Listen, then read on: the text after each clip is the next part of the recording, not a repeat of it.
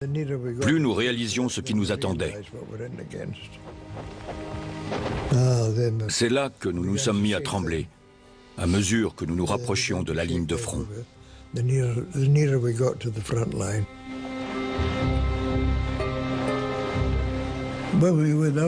Quand nous sommes arrivés là-bas, il pleuvait des cordes.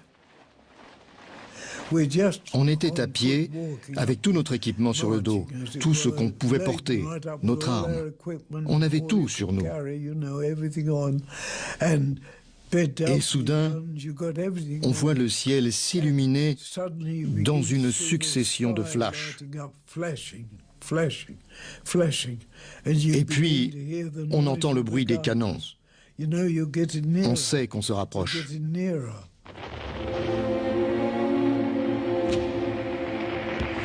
On ne peut pas s'empêcher d'avoir l'estomac noué. Peut-être qu'un Allemand allait nous tuer. Peut-être qu'on allait tuer un Allemand. On ne savait pas ce qui nous attendait. C'était un sentiment effrayant. La guerre n'est pas une expérience très plaisante. C'est assez terrible. Dans les semaines qui suivent, les soldats de Kitchener vont découvrir la terrible réalité des tranchées où la mort et les mutilations sont omniprésentes.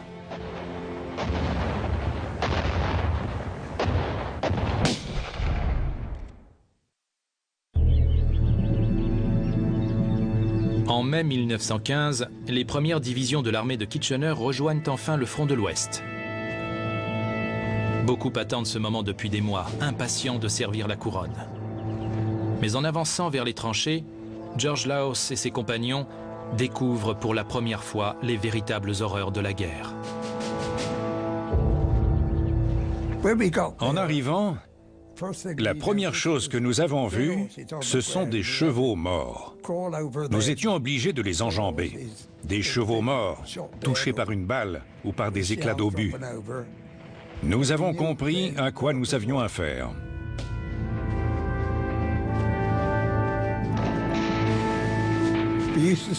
Nous avions déjà aperçu les lumières et les éclats dans le ciel. Mais là, on a découvert ce qui nous attendait.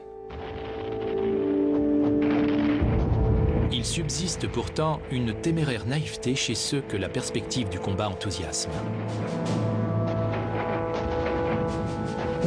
En arrivant au front, évidemment, la première chose que l'on veut faire, c'est voir où sont les Allemands.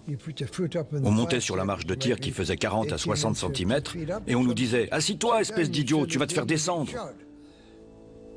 On voulait regarder pour voir où étaient les Allemands. Ces jeunes hommes innocents vont très vite comprendre de façon tragique que dans les tranchées, la vie ne tient qu'à un fil. Le choc, c'était lorsque le premier d'entre nous s'est fait tuer. Ça nous a tous fait redescendre sur terre. Dans les 2 jours suivants, 2 ou 3 autres sont morts ou ont été blessés. Et là, on a tous réalisé qu'il n'y avait pas d'échappatoire. C'était bien réel. Tout ce que voulait le tireur allemand en face, c'était que vous montriez le bout de votre tête pendant 1 seconde et vous vous preniez une balle.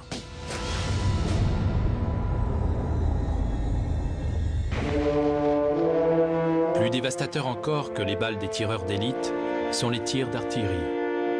La possibilité pour les 2 camps de pilonner l'ennemi à distance va changer pour toujours les règles de la guerre moderne.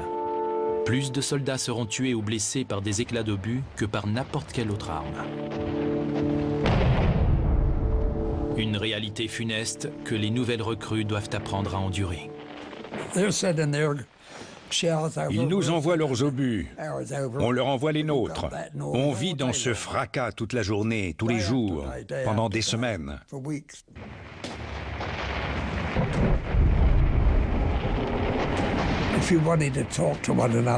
Quand on voulait se parler pendant ces bombardements, il fallait hurler. Car des centaines de canons tiraient en même temps, sans arrêt.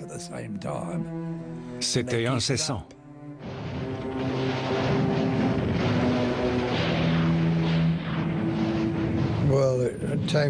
C'est une période indescriptible. On voyait les mortiers ennemis surgir de leurs tranchées, des espèces de grands canons avec des poignées sur les côtés. On le voyait apparaître, puis reculer d'un coup. Si vous aviez l'impression que le tir venait vers vous, vous couriez vers la gauche ou vers la droite, et avec un peu de chance, vous l'évitiez. Sinon, vous étiez cuit. Jack Rogers a eu de la chance. Il a survécu alors que la tranchée dans laquelle il se trouvait a été touchée de plein fouet. Un énorme obus a atterri juste devant notre tranchée et il a explosé.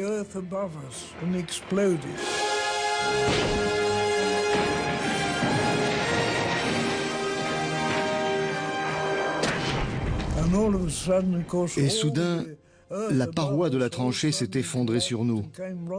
On s'est retrouvés véritablement enterrés vivants, sans avoir le temps de réagir. Nous étions ensevelis.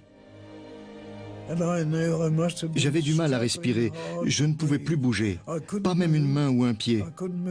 Seulement mes orteils à l'intérieur de mes bottes.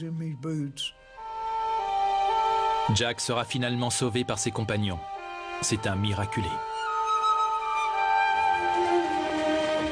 Au cours de l'été 1915, de nouvelles divisions recrutées par Kitchener arrivent sur le front. Aux tireurs d'élite et au pilonnage d'artillerie viennent s'ajouter des conditions de vie pour le moins inconfortables. Lorsqu'il pleut, le fond des tranchées est inondé et la boue grouille de vermine se nourrissant des rations et des cadavres en décomposition.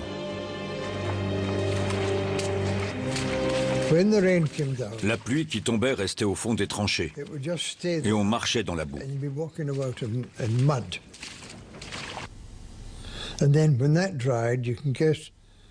En séchant, vous imaginez l'état de vos pieds ou de vos jambes, en particulier pour ceux qui portaient des kilts. Ils avaient de la boue séchée jusqu'aux genoux. Ça leur arrachait les poils. C'était très douloureux. Mais le pire pour ces soldats des tranchées, ce sont les poux qui s'immiscent dans les coutures des uniformes et s'installent dans la chaleur des poils. Je venais de terminer un tour de garde de 4 heures. Mon supérieur m'a dit, si vous trouvez un coin à l'abri, vous pouvez dormir 2 heures.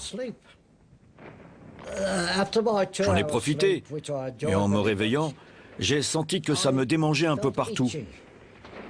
Je me suis mis à me gratter. J'étais couvert de poux. J'étais horrifié. C'était pire que tout ce que j'avais vécu jusque-là.